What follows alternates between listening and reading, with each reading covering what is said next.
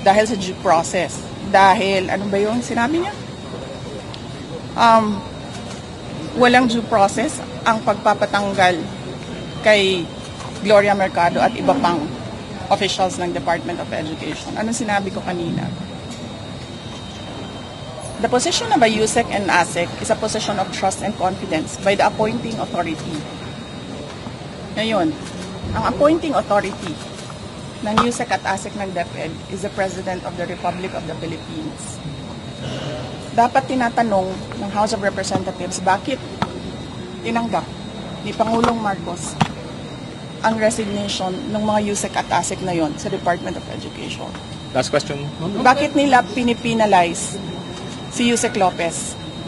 Hindi ba dapat ang pinipinalize nila ang appointing authority? Isa pa sir, sandali. Ano pa yung sinabi nila? Evasive. And now, you clearly see, she doesn't know anything. Nasa DepEd pa pala tayo.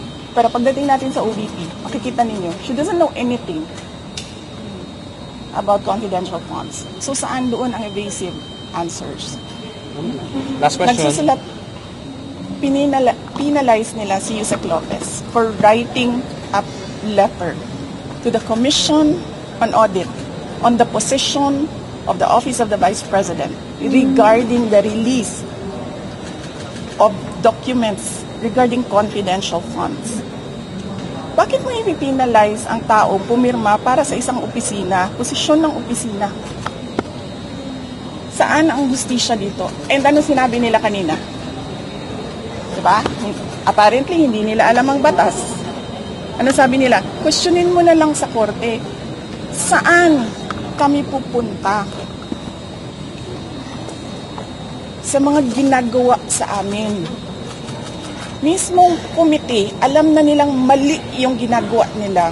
Sasabihin lang sa amin, pumunta ka sa korte. Napakadali na sabihin nila, okay, we will set aside the detention order. Pero hindi. Mali na nga yung una mong detention. Mali pa yung sumunod mo na order.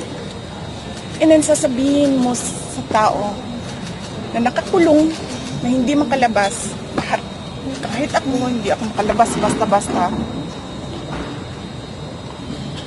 dalhin mo yan sa korte. Tama ba yun?